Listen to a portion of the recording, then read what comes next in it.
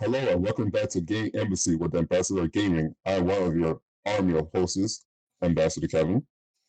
And I'm Ambassador Jason. And I'm Ambassador Billy. Welcome to our corner of the internet where we have news about stuff. Jason, how are you doing today? I'm doing well, man. It's a good day. Billy, how are you doing today, man? Not too bad. I mean, it was raining quite a bit earlier, but weather's weird here, so I'm just kind of enjoying the great indoors, as they say. So, yeah, pleased to be here with y'all. Well, you're lucky because right now I live in Miami and it's burning right now. And it's like the start of fall. But anyway. Yeah, freaking Miami weather is fucking ridiculous, man. Oh, I'm sorry, freaking ridiculous. Edit. It's fine. All right, so Billy, how about you do our little plug?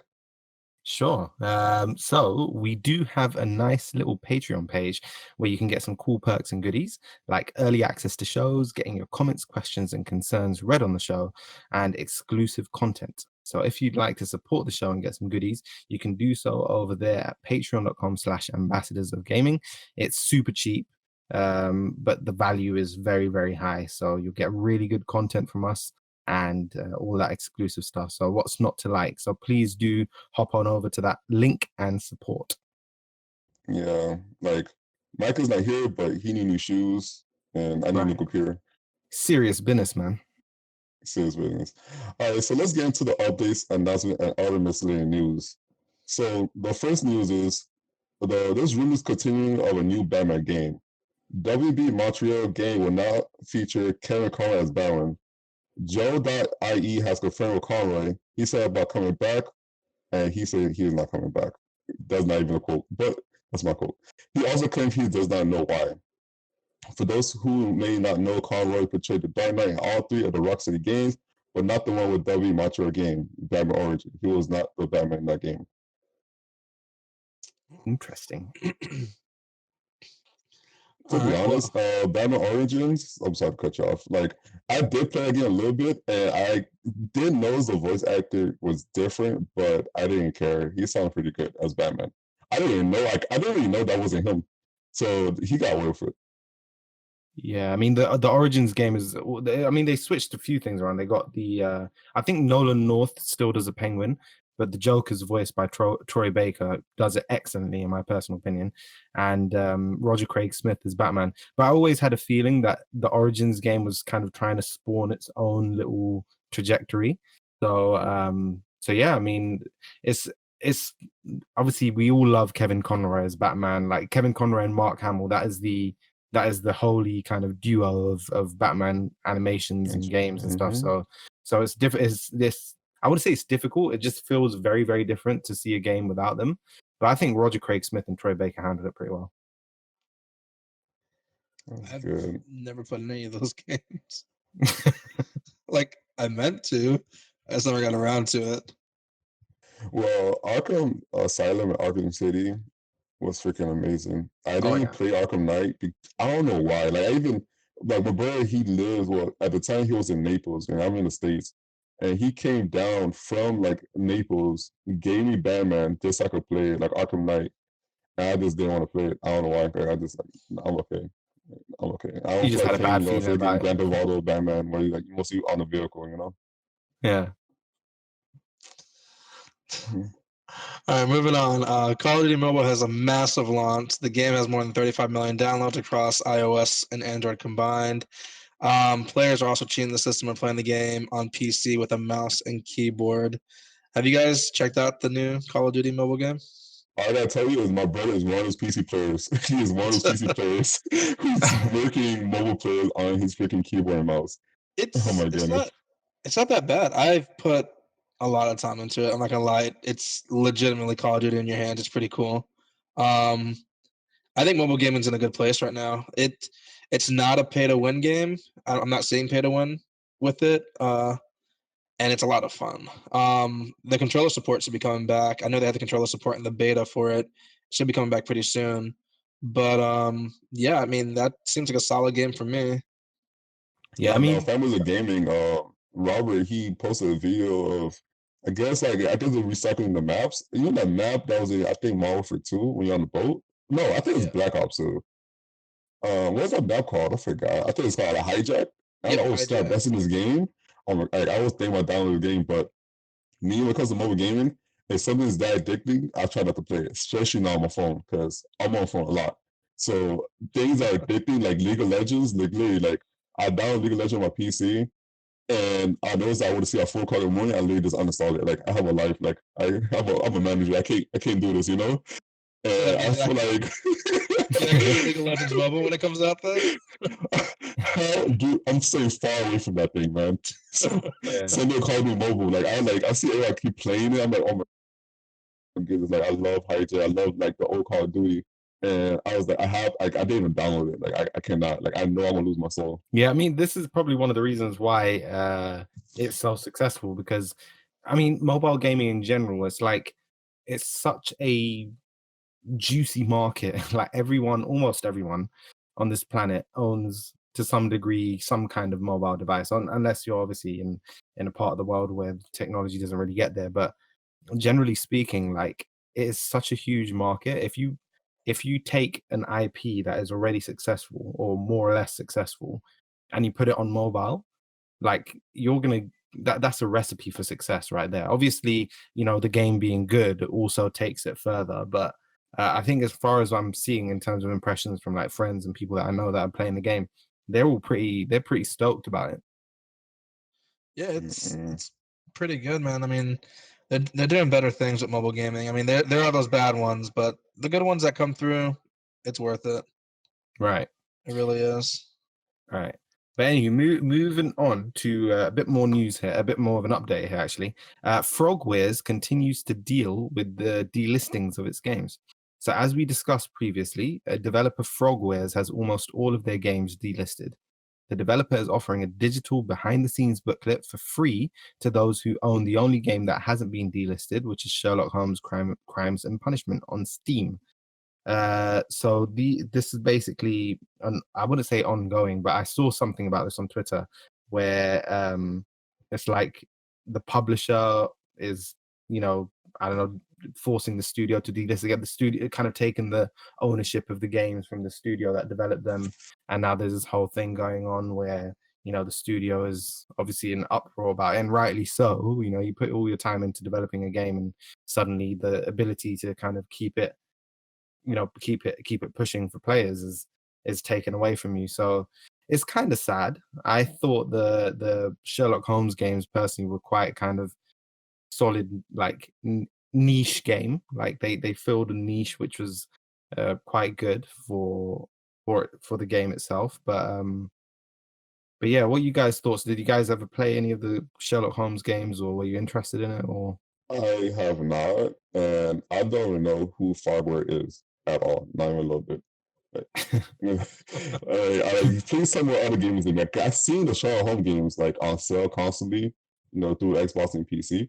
But like I was thinking of playing it, but I just didn't buy it. I don't know. But what other games that they made? Because it's kind of interesting. Like when you say they're listing games except the Sherlock Holmes, and like that's like the only game I know. So what were the games that got listed? You know, I like mean, I have. the one thing that I saw, I'm not too well versed on Frogware's history. All I know them from is this Sherlock Holmes games. So they did, I think they did one or two before, and then Crimes and Punishment was their most recent one. I can't remember the year it came out.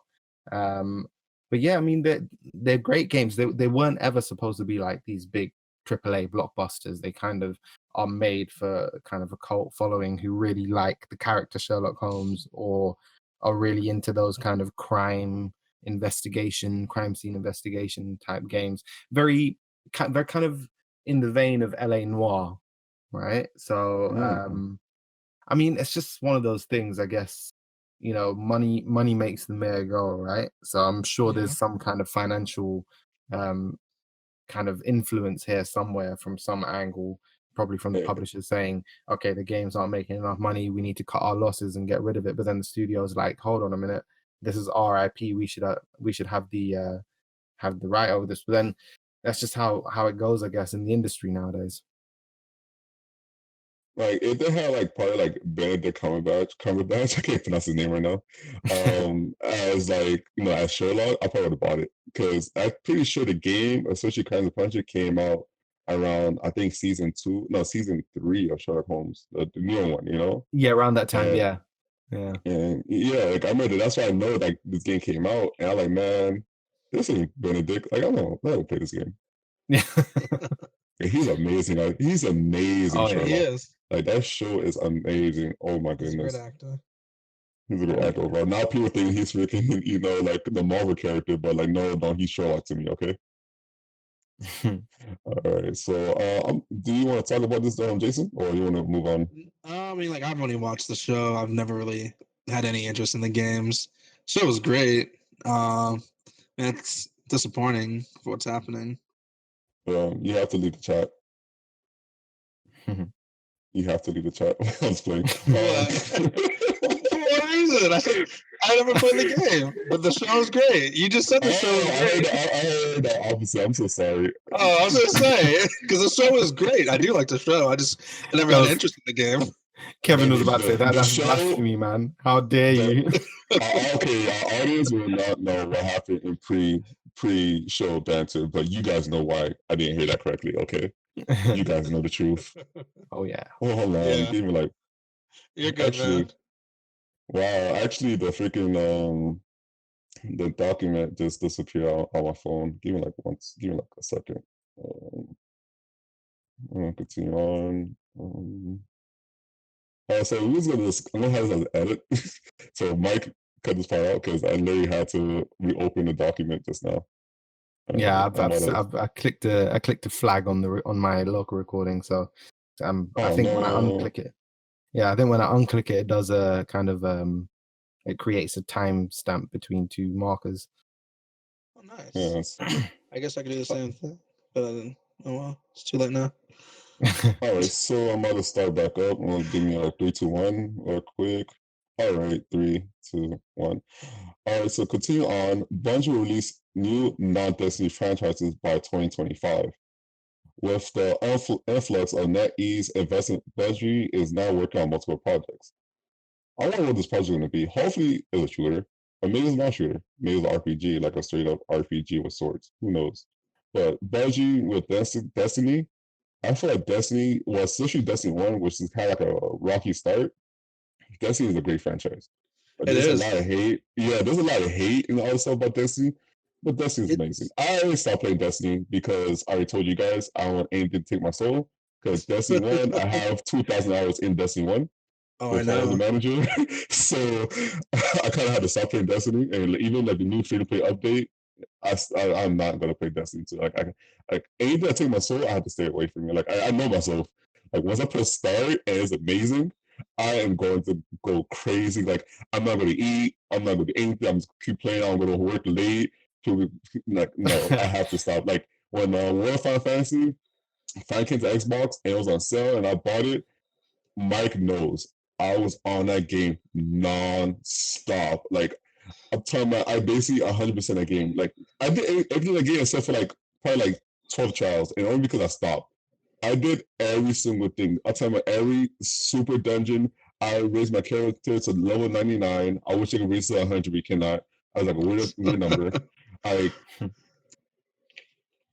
have almost all the trophies or achievements that are on Xbox. Like I destroyed that game, and I'm not like I'm such a busy guy, which is kind of funny. But man, a game catch my attention, I'm gonna lose my shit. When the game's good, you sink your time into it, man. Oh yeah. Oh my goodness. And to be honest with you, there's really nothing wrong with Destiny. Activision is the one that destroyed Destiny, man. Their greediness. I have a feeling if Bungie was solo during the launch of Destiny, it would have been much better. It would have done even better than what it did. And I don't think it would have received as much hate as it did and kind of still does. Activision is just greedy, man. So I'm looking forward to see what they do with NetEase. And if they're working with NetEase, they're probably working on a mobile project. So hopefully something not pay to win. Hopefully, yeah. When we're looking at the Shadowkeep, and even though it went to like free to play, I don't see that much, pay to win type stuff. Like they're not as greedy as like EA or other companies or Activision. So I really hoping that the NetEase is gonna make a mobile game, which is crazy because I'm trying to be all anti-mobile. And it's Bungie. I might dip in. I might, which is crazy. I don't want to do this. They got to toe the line between kind of being was it they got to toe the line between being financially stable as a studio, but also kind of being fair to the consumers as well. So it's going to be interesting to see how kind of Bungie move forward with that, if they are going to do things in the mobile space, or if they're going to keep pushing with, like, because they made Destiny 2 free to play. So um I'm curious. It's good though. I mean, more projects the better. You know, you don't you don't want one game to just define a studio, especially if they're very creative and talented people. You want to kind of have a broad kind of brush. It's not, in some cases I can understand why. I mean, let's look at Naughty Dog, for example. Like that studio just makes a specific type of game, like the third person style and whatnot. So maybe Bungie will stay in the first person shooter space. Maybe they'll do something different. Who knows? Yeah. Who knows? Well, speaking of EA and their lovely grittiness that they have going on, EA's FIFA site leaks personal details of FIFA players. The player's email address, date of birth, and EA account ID has been leaked. EA has stated it was aware and took the page down to fix it. Yikes. EA, man, it's like every month there's something going on with EA. Oh, well. Like every show, like, oh, what did EA did this time? You know? Yeah. Makes Oh, you think, man. does EA stand for extreme assholes? What's going on? Easy access, steal all the information. That's the best one. That's the best one. Oh my goodness. That was a great one. I don't know what else to say about that, man. That is Oh, perfect. Anyway, I think the less said about EA, the better, to be honest. I don't want to give them good publicity, bad publicity. They got a lot of stuff going on they need to fix. But moving on, this isn't really any better news in a sense, but it was at least it's not EA news. But Randy Pitchford has finished his lawsuit with the ex-Gearbox lawyer. The official statement is that the parties have come to an agreement and that Randy has been exonerated in the opinion of his lawyer. The statement also let us know that they agreed to some version of a non-disclosure agreement and will not make further statements. So kind of just hush, hush, let's move on. Everything's done and dusted situation right there. This news is just, Yeah, it's a bit meh, isn't it? yeah, it's a huge man, not even a little bit. Yeah. Let's move on. Yeah, there you go. All right, the Last of Us 2 characters all will have heartbeats. Based off of traditional characters like running, adrenaline, physical assertion, all the human characters, enemies included, will have different breathing patterns. This is pretty interesting. Like when I first read about this, I was like, who cares? But I can see how it would like make characters be more realistic in the future, you know? Like I think it's like a start of them actually become like not like a robot, you know? Like even though nowadays games the NPCs are kind of like more realistic depending on the company that you know you're playing, like what game you're playing. But Yeah. I feel like this is like another like step towards more human-like characteristic. Like at first I was like, what the heck, heartbeat? Okay, like I can't hear the heartbeat, you know, like I'm gonna be shooting them from across the stage. But Right. maybe maybe it might help with the cinematics or something. I don't know. What do you guys think about this? I mean, maybe not running too much with the heartbeat, but like the physical exertion, adrenaline, stuff like that. You know, even though the character might be skinny, they might have asthma, and they might just, you know, as they're running, they slow down faster than most other characters would. I guess it'll give each character, you know, more differentiation between the other characters. I never played a Last of Us game, but I'm assuming like just because the guy is big, he might be, you know, he might still be good at running and can run further than the skinny kid that has asthma. He's going to be running, you know, far less because of his breathing problems. That's what I can see as you know, differentiating the characters and adding, you know, physical or actual better That is actually like an characteristics to these characters. Yeah, you're right. That actually is a great point. Like you see, like a big guy, like a chunky guy, he might like run like 2 blocks and start like panting his breath, like, like not have to get covered because of the fact that he cannot continue running Yeah. towards you. Like that might be And I actually guess pretty cool. like with like the heartbeats, if you're, like I said, I never played The Last of Us, so I don't really know much about it, but they can do different things with it. Like I don't know, man. I mean, they I never played it. around. Yeah, they played around with the idea of like audio to kind of audio and stealth more than anything. It's like if you are like a clickers, for example, they hear your movement rather than seeing you. They hear your movement and they'll zero in on a location based on how much noise you're making. So you have to you have to kind of move really, really slowly. Otherwise, a clicker will start coming close to you, and if they grab you, then pretty much donezo. So, I mean, what I like about The Last of Us Part 2 is that, like you said as well, Jason, it seems to be creating differentiation between the NPCs, which makes every character, whether you're controlling them or not, feel grounded. And I think in a game like The Last of Us, the theme that The Last of Us has, especially what they're going for with Last of Us Part 2, I read Neil Druckmann saying something along the lines of, this is about, a descent into kind of, I wouldn't say evil, but like just violence, the descent into violence for a character like Ellie, who you kind of see on this trajectory of kind of going from being really innocent and like she's a child in the first game, and then she becomes this kind of cold. I don't want to say cold-blooded, but maybe okay, let's say cold-blooded, like but a cold-blooded killer in Last of Us Part 2, and it's kind of watching that descent, but to understand the human cost, you need to have characters that have human elements to them. Like a human being has a heartbeat, a human being has, certain breathing patterns and this, that, and the other. So the more I think we're heading towards the uncanny valley in gaming where, what we see on screen and what we're experiencing on screen is so close to our reality that it's almost scary. But I think for a game like Last of Us is going to serve it really well. I think the developers want us to feel uncomfortable when we're playing the game, but in narrative sense rather than like, oh my god, I want to turn this game off now kind of thing. But it's good. It's a new frontier in game development, I think. Yeah, I mean, it's almost like a marking point. Like, remember when the graphical water was a marking point in graphical acceleration? Oh yeah. And then lighting was the next one. Better AI. So you kind of can see how gaming is advancing with those little checkpoints.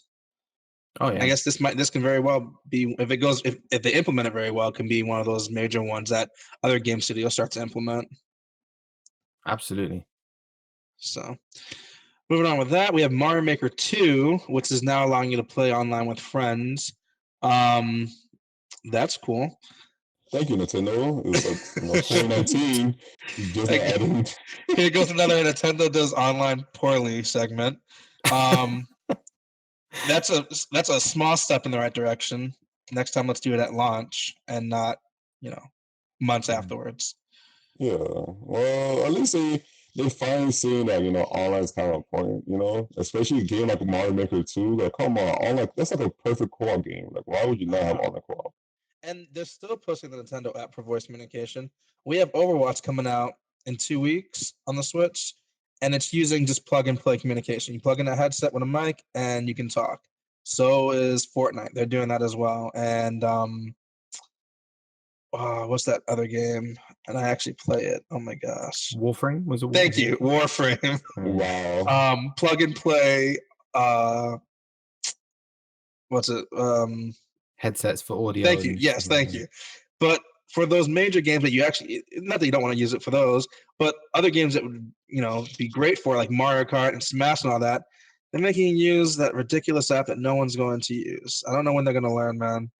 Yeah, I might have downloaded it like when I first got the Switch, or like when it first launched, just to say like, yeah, I've got it now. But I literally have never used it. I've always been in a party on Xbox while playing my Switch through, like having my Switch audio coming through the TV. So, like, it's like even a party mode like Xbox, if they had a mode like that where you can still talk and not play the same game, that'd be great. But I don't know. I feel like the system is geared towards like a specific type of gaming, but like they have not thought about the social features as well as they should have, and it's okay. It's not being their kind of thought. I mean, I say it's okay very loosely. Like obviously, to some people, it's definitely not okay. But in terms of Nintendo, comparing how Nintendo's been to how Microsoft and Sony historically have been, like yeah, I mean, Nintendo's always been behind in this area, but the fact that they're starting to take it seriously and adding online multiplayer and adding co-op and adding, voice chat support through like headsets and stuff, not on the app, not on that kind of god awful app.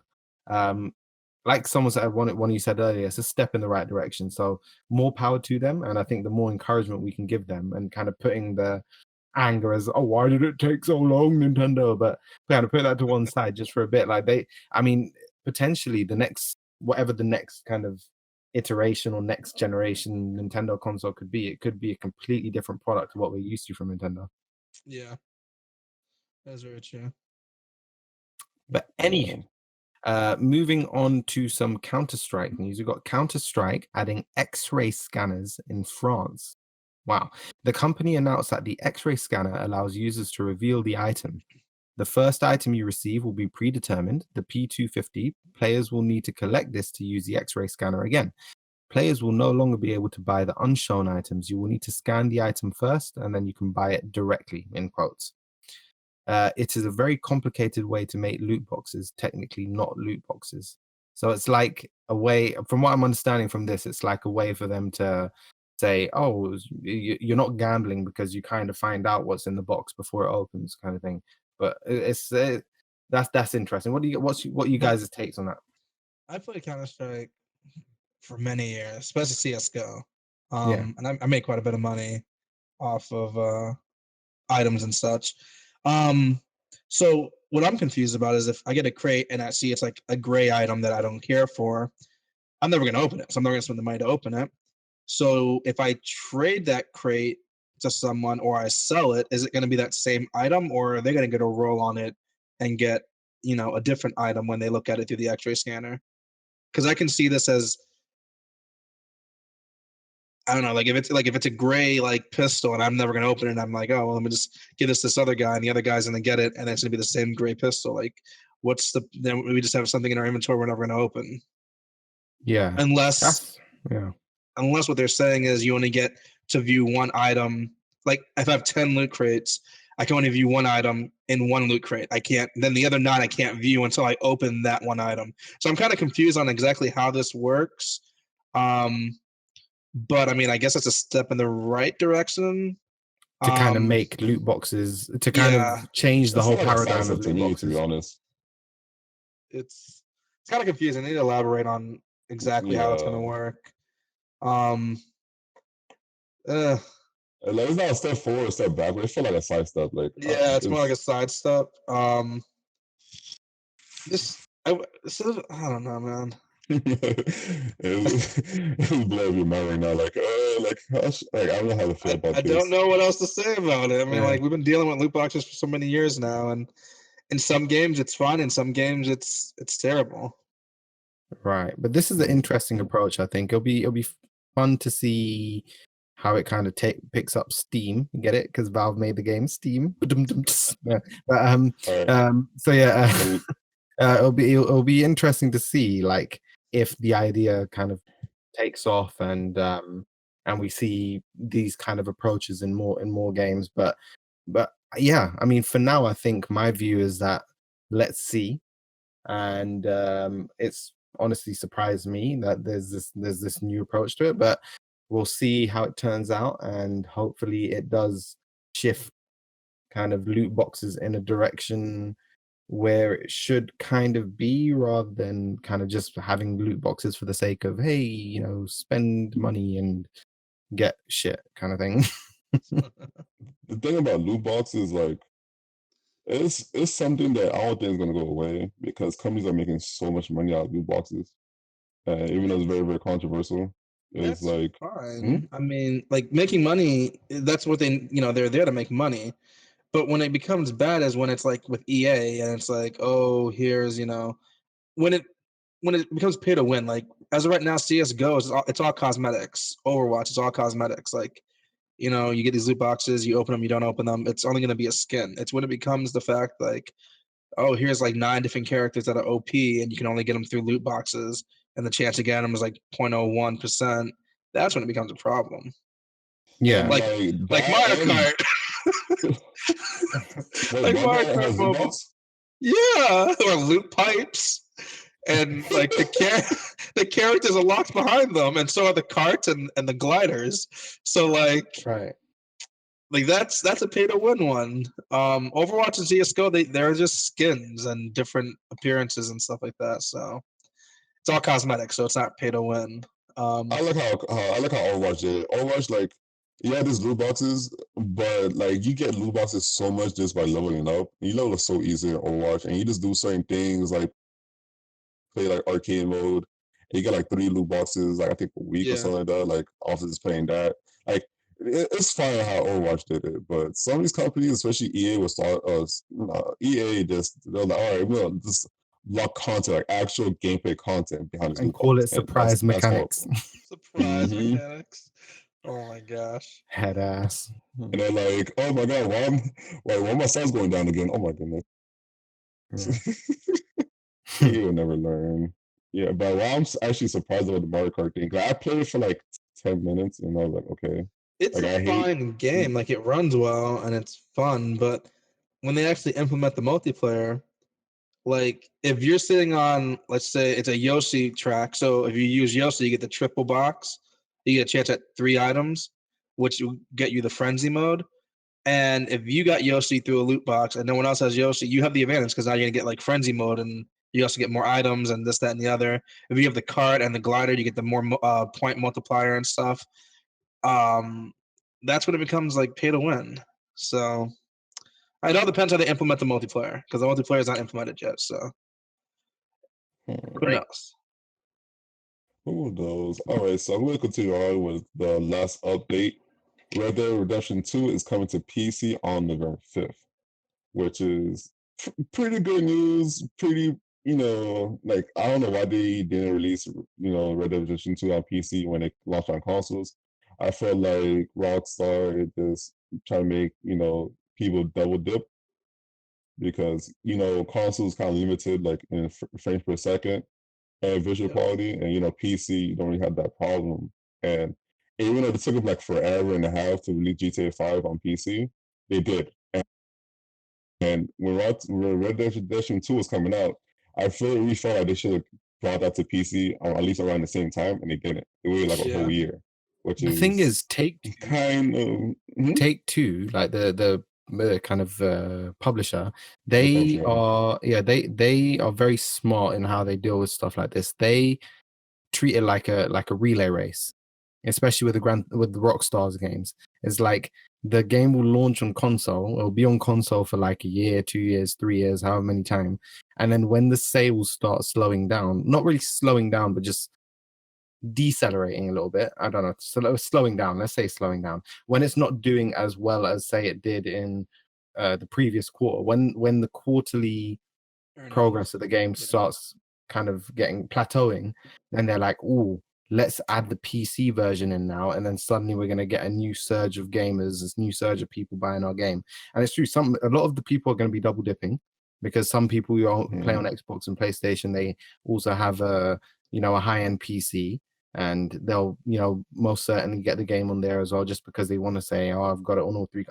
I for one have Red Dead 2 on PlayStation and Xbox. I probably won't get it on PC because I don't know if my PC, even though it's pretty decently powerful, but it probably won't be able to handle it to the extent that will make it worth it. I mean, considering you're already getting 4K native on Red Dead on console on Xbox One X, so it doesn't really mean that I will personally get it. But yeah, I mean, a point of note here is that the 5th November date for Red Dead 2, that's for the Rockstar launcher. And it's going to be coming to Steam in December. So it's actually getting an initial launch on the Rockstar launcher again, probably to drive consumer interaction on their own service and get more people on there, and then people will either double dip for Steam or they'll just cave and get it on the Rockstar launcher and take it from there. So everyone has a launcher these days, man. Or like 6. Right. Like, too many launchers, man. Too many launchers. All right. PlayStation has a tumultuous week. PS Now gets a permanent price cut and big games. You can now purchase a subscription at $10 a month, $25 a quarter, or $60 a year. The service is also adding some big games that will rotate out in 3 months, with God of War, GTA 5, Infamous Second Son, Uncharted 4. PlayStation Now ads are also appearing on players' cross-media bars, something that has happened previously with games.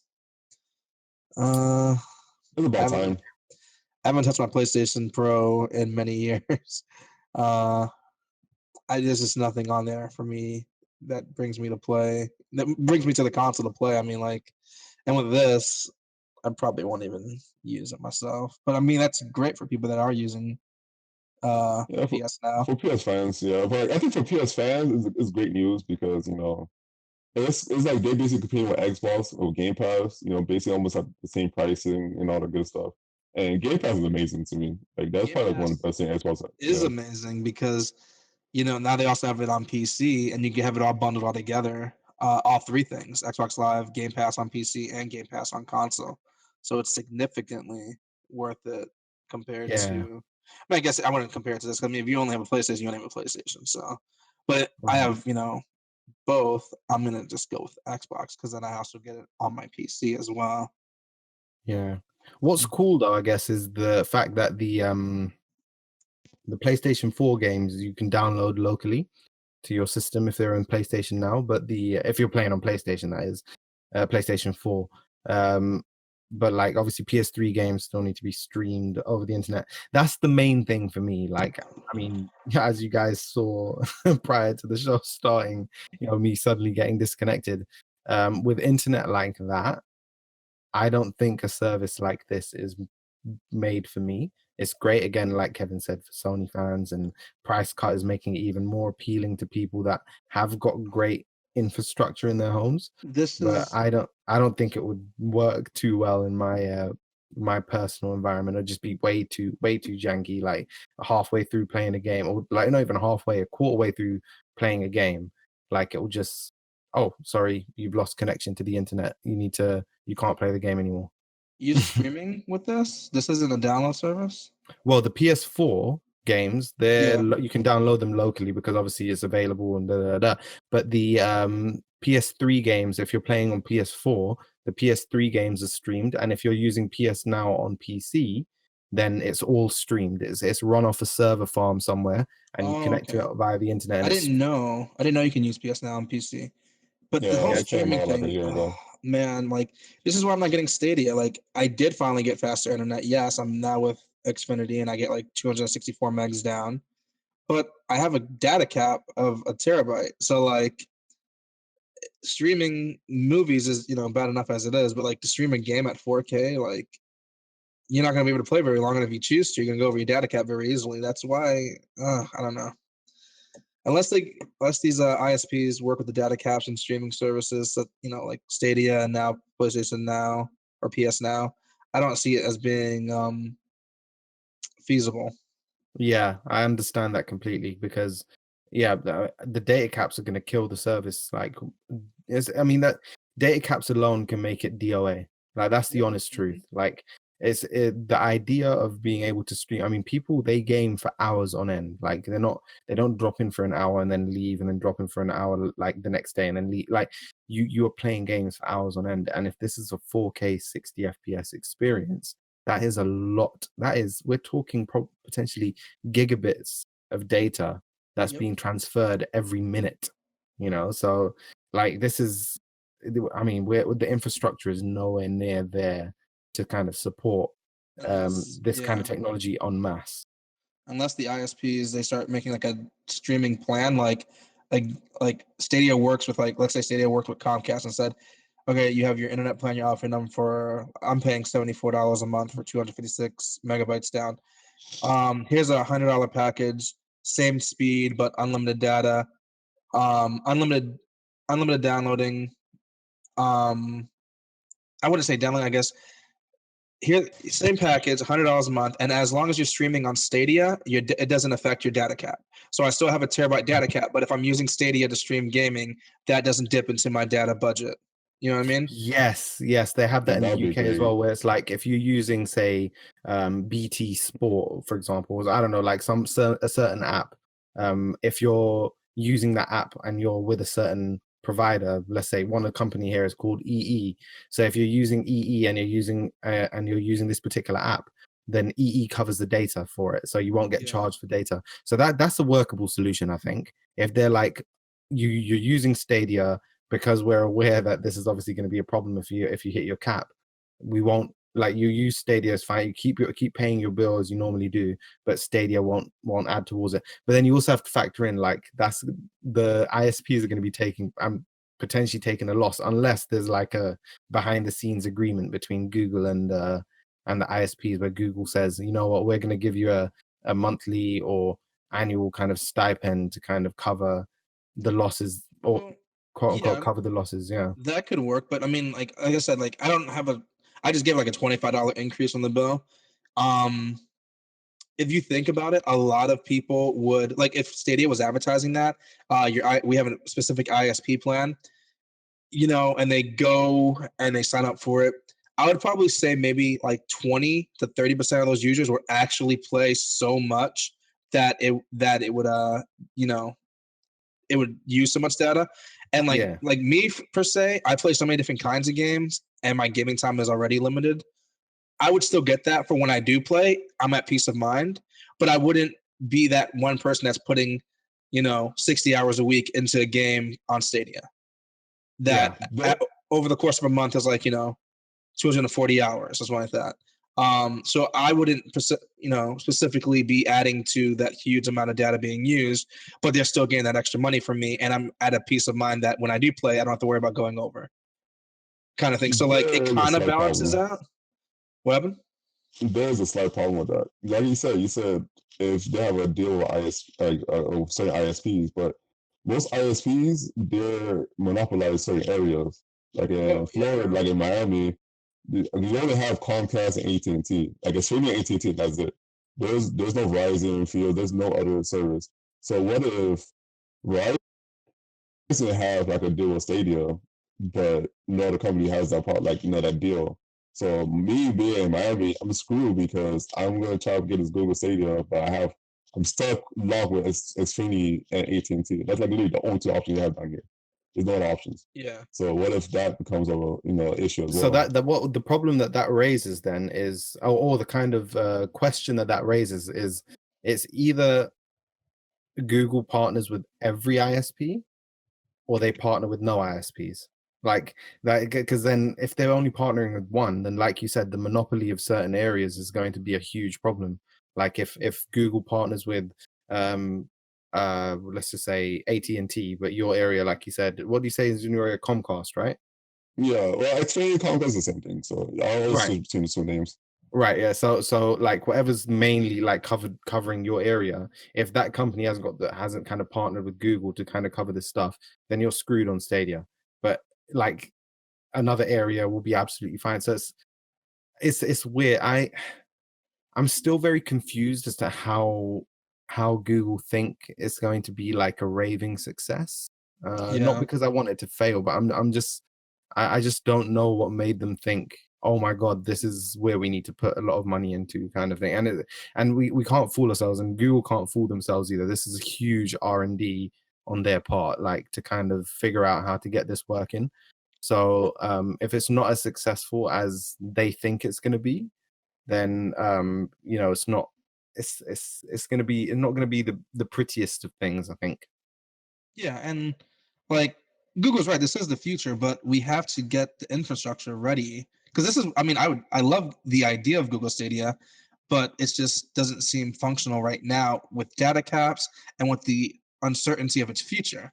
Like in 3 years, if it doesn't work and they shut it down, and any money you put into that buying those games, you've kind of lost. Yeah. So yeah, I mean, to kind of tie that back into like PlayStation Now, xCloud, etc. It's it's great to make it more affordable, but the focus still needs to be infrastructure. So make it cheaper, add the games in there, like get people interested in it, get people's eyes turning to the service. But ultimate focus should always be building that infrastructure. I think Sony should work on that. I mean, Sony partnering with Microsoft on the Azure cloud service. I think that's definitely a huge benefit for both companies. Like, why not? I think that's the ultimate thing there. So it's great. I mean, I'm happy that the price has gone down on PS Now, because I used to look at it and think, really, like, I've heard not great things about this and it's so expensive. So to see the price come down to a level where it's like, okay, now we're talking some kind of business. So it's good. It's good, I think. Yeah.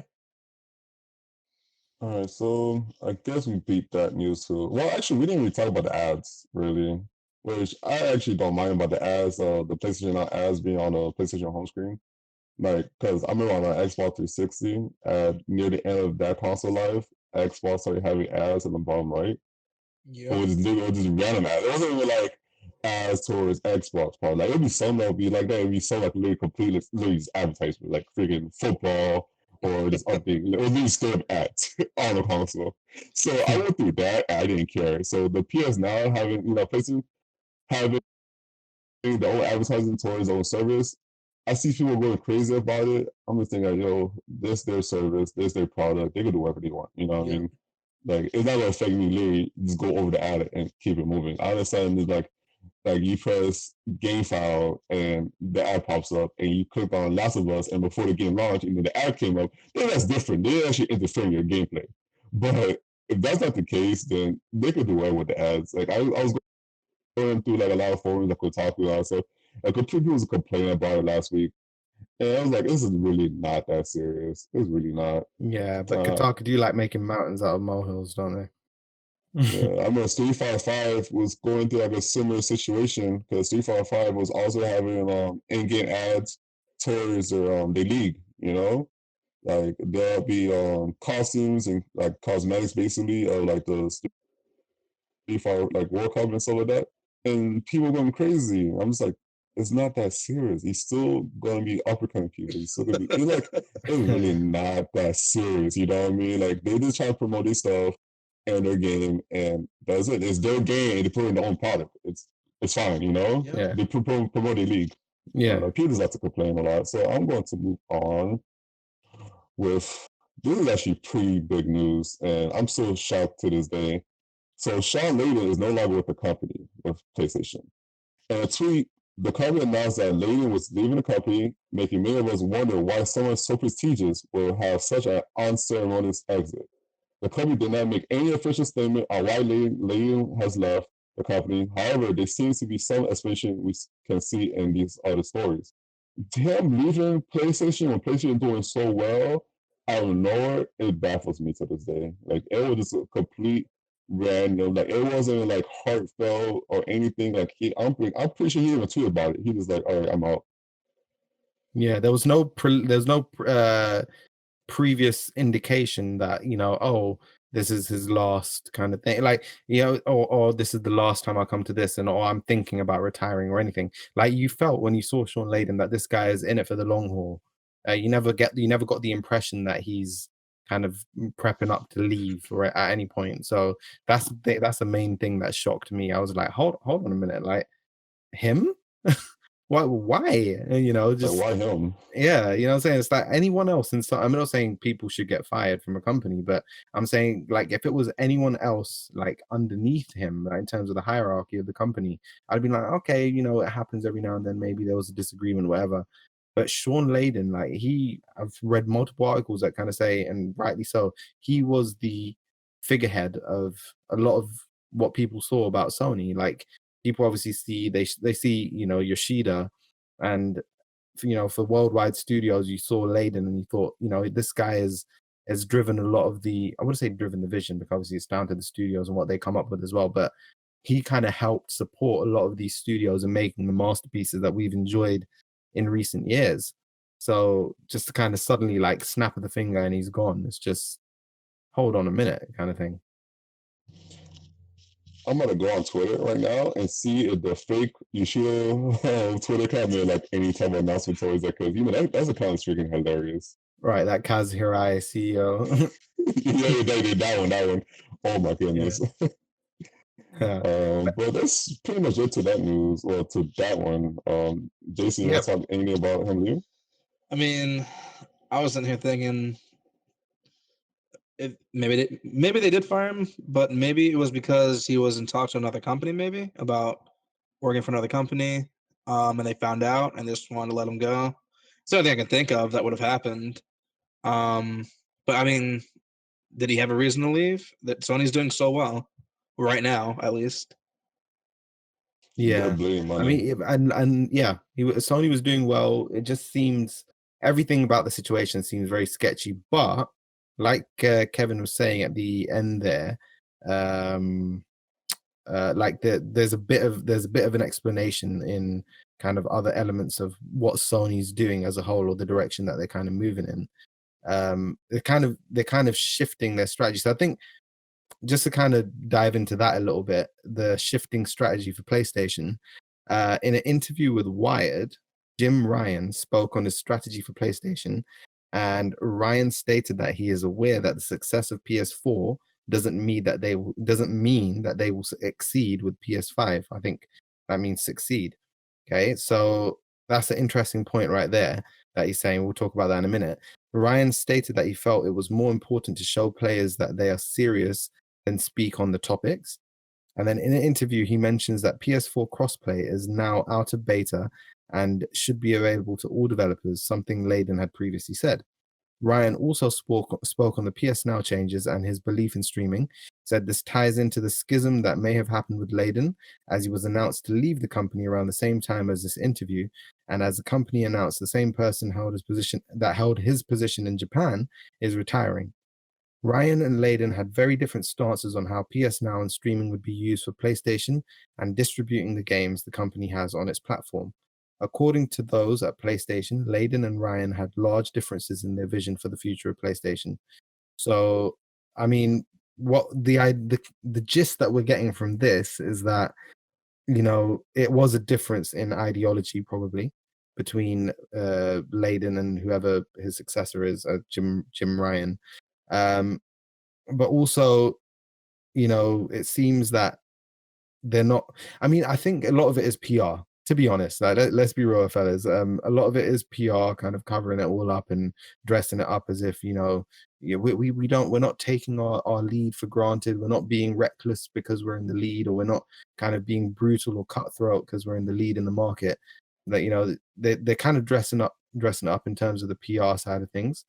But it is interesting to kind of see things become clearer as we go along in terms of, creative differences, strategy differences, things like that. I mean, what are you guys' thoughts on all of that? It's beginning when it's about like the success of PS4 might not be the same for PS5, so that's why they're shifting the strategy. I get it, maybe because, like, think about it. PS4 kind of succeeded a lot in the beginning because of the whole Xbox, effing up, because Xbox started off really, really bad, like so anti-consumer. Well, yeah, It I was mean, they went ridiculous. from doing amazingly with the Xbox 360. Like, Sony couldn't touch them in that generation. The Xbox 360 was everywhere. Even with the hardware problems they had all the games. Like, it was great.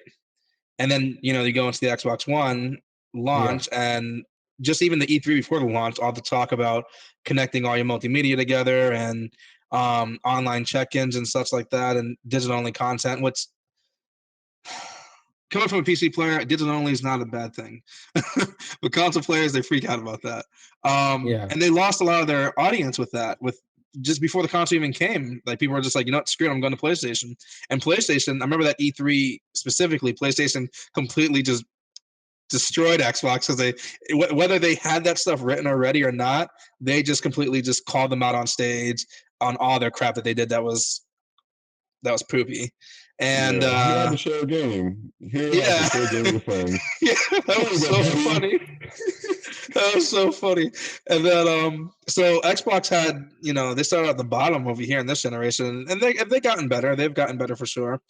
But that's a prime example. PlayStation 4 is doing so well right now. PS5 might screw it up. They might pull an Xbox and just completely ruin it. But you never know. Yeah. You just They never might know. focus on all the wrong things for PS5, thinking, "Oh, we've got the consumers, so let's try and take this approach here. Let's be a bit more. Let's try and be a bit more brave with the DRM side of things, and be a bit more kind of like intrusive or obtrusive. I can't remember the exact word for it. I think intrusive is the word. Like kind of being a bit more kind of a bit more controlling and see if they can get away with it. I mean, it kind of happens, I guess, that you're in the lead for a long time and you're doing really well, and suddenly you just take chances You that take don't risks. pay off. Yeah, exactly. Exactly. Yeah. And don't get me wrong, that's the most optimal time to take a risk. I mean, you don't want to take a risk when you're losing, because then you can really lose. Oh yeah. So this is definitely the time to take risks and see how they play out. So I mean, like I said, as of right now, we don't know how that's going to turn out. But I mean, I wonder what Landon's perspective on the future of PlayStation was. Did they ever mention that? I did see an interview with Layden, or read about it, spoken to about his view on games, exclusive games, the whole kind of argument that people have about exclusive games or having your first party games appear on other systems eventually, and this and the other. And he seemed of the mindset, and it seemed quite genuine when he was saying it, like from what I was reading, was the industry isn't like it hasn't got its own ghettoed sections. Like, we are one big community of developers and creators, and that's the approach that he wanted to have, I think, towards the company and towards the future of how things are going to be done. Like, rather than being very closed about that. But then, contrary to that, Yoshida said himself that the priority is having great games for great first party games that are only available on the system that the company creates. So that was a stark difference to what Layden was saying in terms of being more open, just the general idea of being a bit more open, a bit more open to collaboration with other companies, etc. So I think Layden was softening up, while a lot of the other execs were being very Close-minded. yeah, and a bit more cutthroat about it, and saying, no, we're in the lead. We're not going to cede anything about our company or anything about our ethos or our approach to things to any other company whatsoever. We're in the lead. We need to retain that lead. We're going to do whatever we can to retain that lead. We're going to close even more things off. And I think public uproar, or the community uproar about crossplay, or like opening up crossplay, that's one of the main reasons I think why Sony decided to sort that out. Otherwise, we wouldn't have been in the situation where we can actually say, Sony's now letting crossplay happen between, consoles on every single game. Like, we wouldn't be here if it wasn't for the uproar. Because Sony have realized they're in the lead now, and they know they want to retain it. So when people are like, Sony, what you're doing is really bad, then they're going to be like, oh, hold on, we need to rethink this. I don't think Sony would have ever thought about crossplay in the way they did if it wasn't for the uproar. So same way, if people probably complained a lot about PS Now, for that matter, and said, the service isn't that great, like the quality isn't that great, and we're paying a lot of money for it. What's going on here?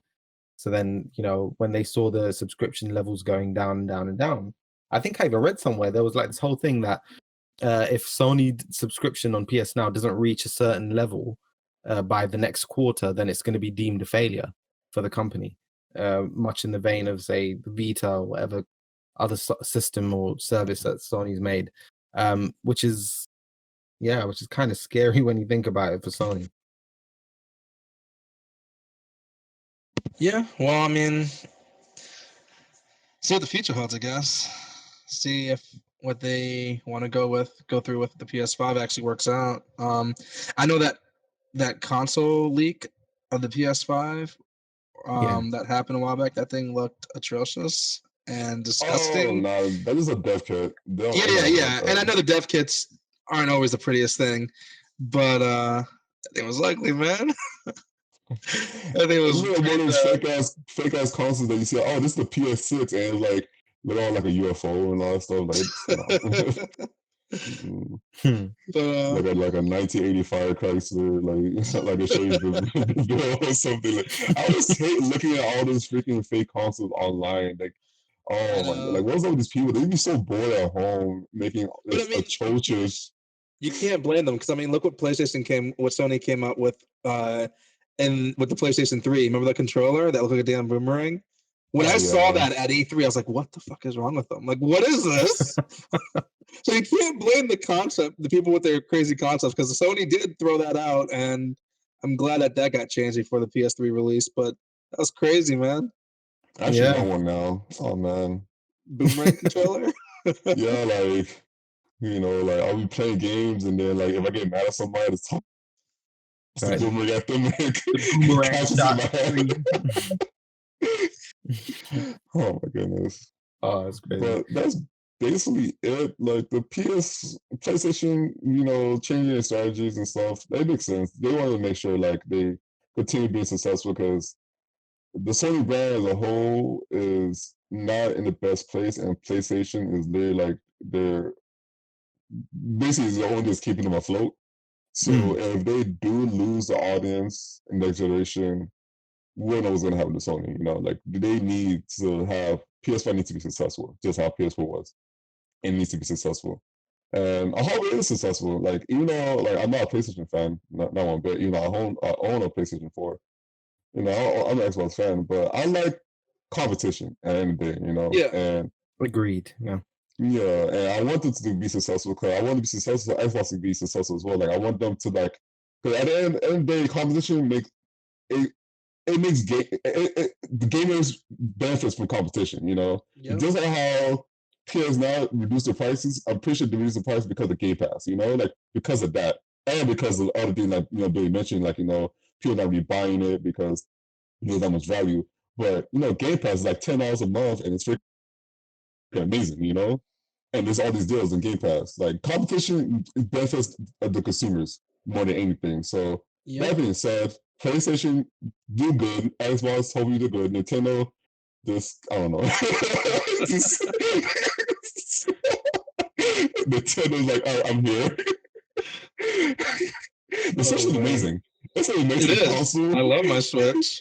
But it's like whenever I think of games, they always think about like the PC, Xbox, PS4, and like the Switch is like its own class. Like they're not bad. They're amazing. But it's like they're in their own type of like area, which is kind of weird for a game console. Like if I think of a game that's coming out, the last time I think of the Switch. I don't know why.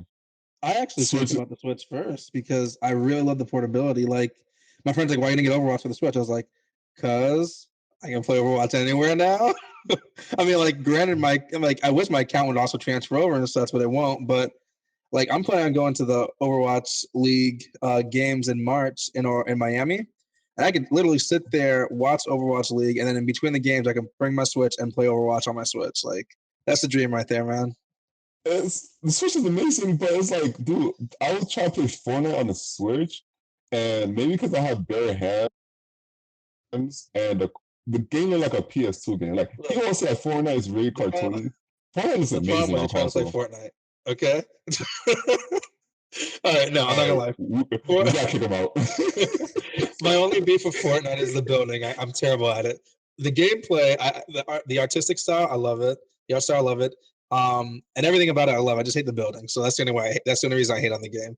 But yeah, the Joy-Cons are the greatest things in the world. But I mean, you get the Pro controller, and I mean, it comes down to the developer because Warframe looks amazing on the Switch. Like, oh, we lost Billy. Warframe looks good. Have you played Warframe on the Switch? I have not. I'm okay. Look, download Warframe if you have your Switch. I don't know if you have it. No, you didn't get a new one yet, did you? Not yet, because I'm waiting for the newest one to come out. Okay. Well, Warframe, it runs amazingly on the Switch. It looks good on the Switch too. Like, it's really good. It comes down to the developer and what they do to make the game playable.